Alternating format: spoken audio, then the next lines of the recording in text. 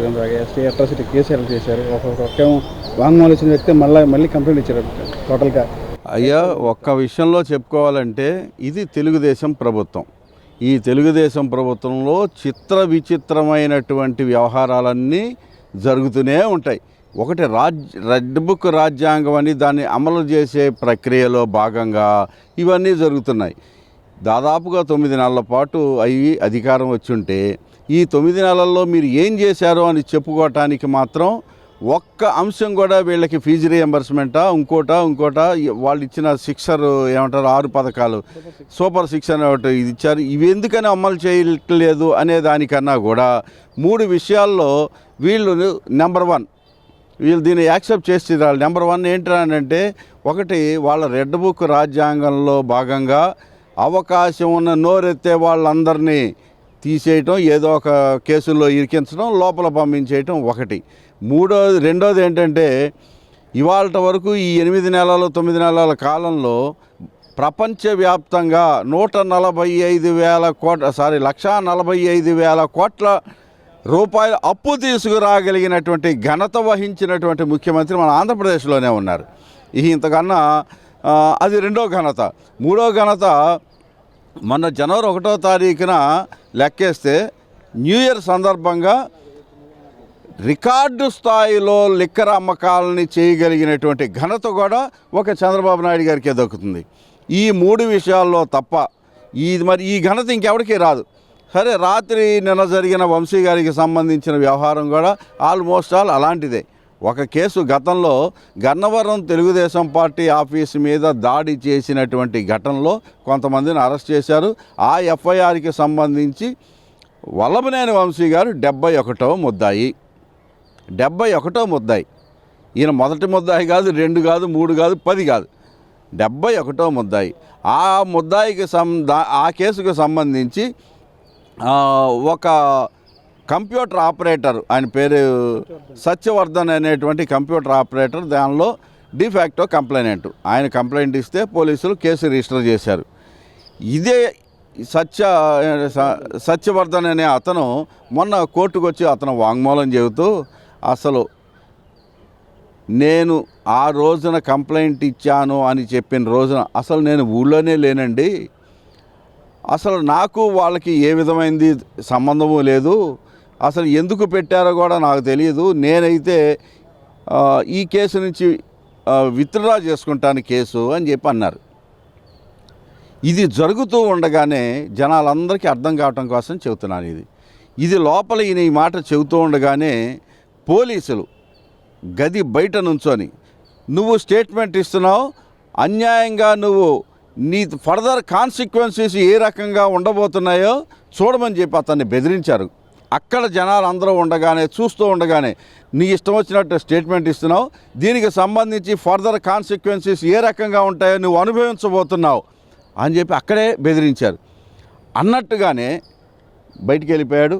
బయటికి వెళ్ళిన తర్వాత వాళ్ళ మదర్ని నిర్బంధించారు, వాళ్ళ తమ్ముడిని నిర్బంధించారు, వాళ్ళ చెల్లెలు ఒక ఆవిడ విజయవాడలో ఉంటే ఆవిడను కూడా ఆవిడ ఇంటి చుట్టూతో పోలీసులను పెట్టి ఎవరికి ఫోన్ చేస్తున్నారో, ఎవరి నుంచి బయటకు వస్తున్నారో, ఎవరు లోపలికి వెళ్తున్నారో అని అబ్జర్వ్ చేసుకుంటూ వీళ్ళందరినీ బంధించి ఇతని ద్వారా మళ్ళీ ఇంకొక రకమైనటువంటి తప్పుడు, నన్ను బెదిరించి కావాలని కోర్టుకు తీసుకొని వచ్చి తప్పుడు సాక్ష్యం నా చేత బలవంతంగా చెప్పించారు అనేటువంటి అభియోగాన్ని మళ్ళీ అతని చేత ఇప్పించుకొని తల్లిని బంధించారు, తమ్ముడిని, చెల్లెల్ని.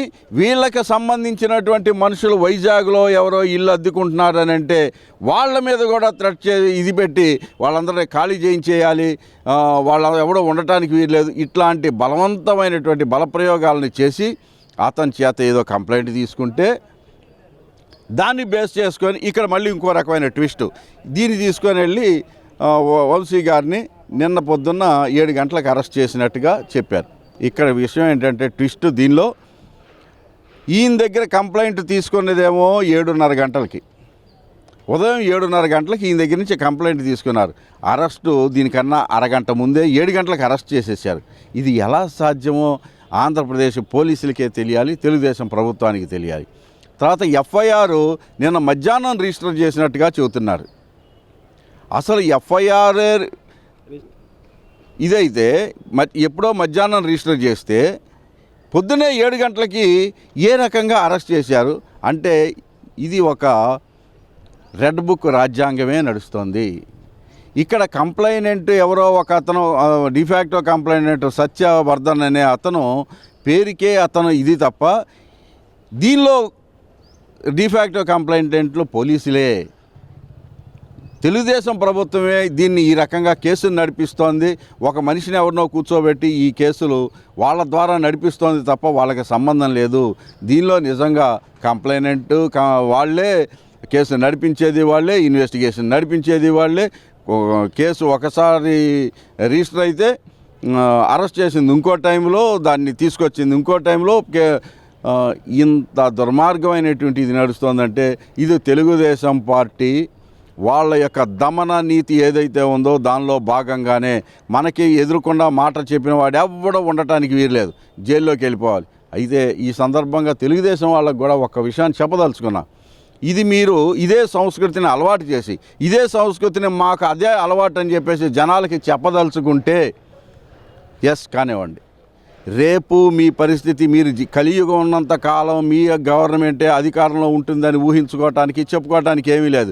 రేపు గవర్నమెంట్ మారిన తర్వాత ఖచ్చితంగా ఇవన్నీ కూడా మీకు కూడా సంక్రమిస్తాయన్న సంగతిని మాత్రం గుర్తుపెట్టుకోవాలి. చంద్రబాబు నాయుడు గారైనా తెలుగుదేశం ప్రభుత్వం ఎవరైనా ఇక్కడ ఒక రాజ్యాంగం ఉంది, రాజ్యాంగబద్ధంగా మనం తయారు చేసుకున్న చట్టాలకి లోబడి మాత్రమే చేయాలి తప్ప చట్టాలను చేతిలో తీసుకొని మీ ఇష్టం వచ్చినట్టుగా మేము మా గవర్నమెంట్ కనుక చేసేస్తామని అనుకుంటే ఇది రేపొద్దున మీకు కూడా ఇటువంటి పరిస్థితులు దాపరిస్తాయన్న సంగతిని మీకు తెలియజేస్తున్నాం. 104 140 సబ్సెక్షన్ 1 కింద పెట్టారండి. ఈ 140 సబ్సెక్షన్ 1 అనేది ఏంటంటే ఒక ముద్దాయిని కదా, ఒక ఫిర్యాదుదారుడిని బలవంతంగా కిడ్నాప్ చేసి చంపటానికి ప్రయత్నించారు అనేది దానికి 10 సంవత్సరాల పైన కానీ యావజ్జీవ కారాగార శిక్ష కానీ పడేటువంటి అవకాశం ఉంది. అయితే దీనిలో పోలీసులు చాలామంది ఇరుక్కునే అవకాశం కూడా ఉంది. ఇదేం ఒక్క రోజులో పోయేది, వాళ్ళు కాళ్ళు ఎగరేసుకొని రాత్రికి రాత్రి మేము ఆయన జైలుకి పంపించామనేది ఇదే అవ్వచ్చేమో కానీ దీనిలో ఈ అత్యుత్సాహం ప్రదర్శించినటువంటి పోలీసులు, రాజకీయ నాయకులు ఎప్పుడూ వాళ్ళ అధికారం మారుతూ ఉంటుంది, వెళ్తూ ఉంటారు. కానీ ఈ పోలీసులు మాత్రం దీని కాన్సిక్వెన్సెస్ ఫేస్ చేయాల్సి ఉంటుంది. ఇతన్ని బలవంతంగానే పోలీసులే తీసుకెళ్లారు అని అనడానికి ఆధారాలు ఉన్నాయి. 7:30కి నీకు కంప్లైంట్ ఇస్తే 7 గంటలకే మీరు అరెస్ట్ చేయడం, ఏ రకంగా అరెస్ట్ చేశారు అని అంటే దానికి పోలీసులు సమాధానం చెప్పాలి. మీరు ఎఫ్ఐఆర్ ఎప్పుడు రిజిస్టర్ చేశారు, ఎప్పుడు అరెస్ట్ చేశారు అని అంటే దానికి పోలీసులు సమాధానం చెప్పాలి. మా దగ్గర సెక్షన్లు ఉన్నాయి కదా, బెయిల్ రాకుండా ఉండటం కోసం ఇటువంటి సెక్షన్లు జనరల్గా పోలీసులు వాడుతూ ఉంటారు. బెయిల్ రాకుండా ఉండటం, చిన్న సెక్షన్లు వేస్తే 7 సంవత్సరాల లోపు ఉన్న దానికి స్టేషన్ బెయిల్ ఇచ్చేయమని చెబుతుంది కదా చట్టం. ఇది రాకుండా ఉండటం కోసం జైలుకి ఒక్కరోజన్నా పంపించి ఆ ఒక్కరోజులో పంపించామని చెప్పేసి ఒక రకమైన ఆనందాన్ని పొందటానికి. రెండోది, వీళ్ళ పైన ఉన్నటువంటి బాసులో లేకపోతే తెలుగుదేశం ప్రభుత్వం యొక్క పెద్ద మనుషుల ప్రాభవాన్ని పొందటం కోసమో ఇలాంటి సెక్షన్లు పెట్టి ఏదో చేద్దామని అనుకుంటే రేపొద్దున ఇవే మీ మెడకు చుట్టుకునే అవకాశం ఉంది. ఖచ్చితంగా చుట్టుకుంటాయి కూడా.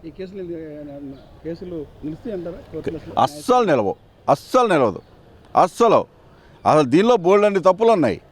వాళ్ళు తయారు చేసినటువంటి రిమాండ్ రిపోర్ట్లోనే బోల్డన్ని తప్పులు ఉన్నాయి. అసలు ఒక కోర్టుకు వచ్చేటప్పుడే ఎప్పుడు నిన్న పొద్దున్న 7 గంటలకి అరెస్ట్ చేస్తే రాత్రి 2:30 అయింది. వాళ్ళు మా దగ్గర ఇంకా రిమాండ్ రిపోర్ట్ రాలేదంటారు. రిమాండ్ రిపోర్ట్ లేకుండానే కోర్టు దగ్గరికి వెళ్ళి జడ్జి గారి దగ్గర ఆయన ప్రవేశపెట్టేశారు. రిమాండ్ రిపోర్టు అది అపోజిషన్ వీళ్ళకి ఇస్తే కదా, ముద్దాయికి ఇస్తే కదా, అది తీసుకొని ఏం జరిగింది ఏమిటి అసలు మనం ఆర్గ్యూ చేయాల్సింది ఏంటో చెప్పాల్సింది. ఇవేమీ లేకుండానే ప్రవేశపెట్టేస్తున్నారు. అసలు మేమేం ఆర్గ్యూ చేయాలి, ఈ తరఫున ఏమైనా మాట్లాడాలి, దేని గురించి పెట్టారు, ఏం చేశారు అని అంటే అప్పుడు జడ్జి గారు కలెక్ట్ చేసుకొని ముందు వాళ్ళకి రిపోర్ట్ ఇవ్వండి, ఆ తర్వాత వింటాను, కావాలంటే గంట అయినా కూర్చుంటానని అంటే అప్పుడు తీసుకొచ్చి ఇచ్చారు. దీన్ని ఏదో బ్రహ్మ పదార్థంలాగా అసలు దీన్ని ఎఫ్ఐఆర్ని కూడా బయటకు రానివ్వకుండా సెక్షన్లు ఏవో చూచాయిగా తెలిసిన వాళ్ళ ద్వారా వచ్చినాయి తప్ప అసలు ఆ ఎఫ్ఐఆర్ని కూడా కోర్టుకు వచ్చేదాకా దాన్ని ఎవరికి ఇవ్వకుండా ఆయన కనీసం ఇంటి మనుషుల్ని పోలీస్ స్టేషన్లోకి రానివ్వడానికి ఏంటి ఇబ్బంది ఏంటి? ఈ నక్సలైటా, టెర్రరిస్టా, ఏమిటి వీళ్ళు ఆయన్ని ఏమైనా అపహరించుకొని దేశం దాటించే అవకాశాలు ఉన్నాయా? వాళ్ళ భర్తను చూసుకోవటానికి ఎందుకని అవకాశం లేదు? నిజంగా క్రిమినల్స్ అయ్యి జైల్లో శిక్ష అనుభవించే వాళ్ళను కూడా వాళ్ళ కుటుంబ సభ్యులను కలవటానికి అవకాశం గవర్నమెంట్ రాజ్యాంగం కల్పిస్తుంది. ఆయన్ని తీసుకొస్తుంటే నందిగామ దగ్గర ఒకసారి ఆపేశారు, అక్కడ కలవటానికి ఇవ్వలేదని చెప్పేసి ఆవిడని తోసేశారు. మళ్ళీ ఎవరో ఉన్న వాళ్ళ ద్వారా వెళ్ళటం, మళ్ళీ ఇక్కడ పోలీస్ స్టేషన్ దగ్గరికి లోపలికి వెళ్ళనివ్వడానికి ఇవ్వలేదు, మొగుడిని చూసుకోవటానికి ఇవ్వలేదని అంటే ఇది ప్యూర్గా ఒక దుర్మార్గమైనటువంటి రాజకీయం నడుపుతుంది తెలుగుదేశం పార్టీ. మీకు ఒక చిన్న ఎగ్జాంపుల్స్ ఏంటంటే, నా చేతిలో అధికారం ఉంది కదా అని చెప్పి ఆ అధికారం ద్వారా ఏదో చేయాలి అని చెప్పేసి అంటే బింద్రన్ వాలేని తయారు చేసినటువంటి ఇందిరాగాంధీ ఏమైపోయింది? పంజాబ్ అల్లర్లకు ముందర బింద్రన్ వాలేని తయారు చేసిన ఇందిరాగాంధీ ఏమైపోయింది? అదే బింద్రన్ వాలేకి బలైపోవాల్సినటువంటి పరిస్థితి ఇందిరాగాంధీకి వచ్చింది. తాలిబాన్లు తయారు చేసినటువంటి అమెరికా ఏమైపోయింది? అదే తాలిబాన్ల చేతిలో అమెరికా ట్విన్ టవర్స్ కూలిపోవాల్సినటువంటి పరిస్థితి దాపరించింది. సో అందుకని ఒక వ్యవస్థలా చూడాలి, ఈ వ్యవస్థని సక్రమంగా నడిపించేలాగా చూసుకోవాలి. ఈ వ్యవస్థ నా చేతిలో ఉంది కదా, నేను ఏదైనా చేసేద్దామని చెప్పి అనుకుంటే అదే వ్యవస్థ మిమ్మల్ని కూడా కాటేస్తుంది, మిమ్మల్ని కూడా దహించేస్తుంది అన్న సంగతి తెలుగుదేశం పార్టీ పాలకులు కానీ ప్రభుత్వం కానీ చంద్రబాబు నాయుడు గారు కానీ గుర్తుపెట్టుకోవాలి. మీరు 78 సంవత్సరాలు 79 సంవత్సరాల వయసులో ఉన్నారు. మీరు మీ తర్వాత మంచి సాంప్రదాయంతో కూడిన విలువలతో కూడినటువంటి రాజకీయాన్ని మీ అబ్బాయికి వారసత్వంగా ఇవ్వండి. ఇటువంటి వాటితో ఇస్తే మీ అబ్బాయి ఏ రకంగా ముందుకు రావాలి? ఆయన ఏ రకంగా ఏం నేర్పుదాం అనుకుంటున్నారు? ఈ సమాజానికి ఏమి సందేశం ఇద్దాం అనుకుంటున్నారు? అది చంద్రబాబు నాయుడు గారికి తెలుగుదేశం పార్టీకి తెలియాలి. ఈ పద్ధతులు అయితే మాత్రం కరెక్ట్ కాదు. ఈ కేసులేవి కూడా కోర్టుల్లో నిలబడవు.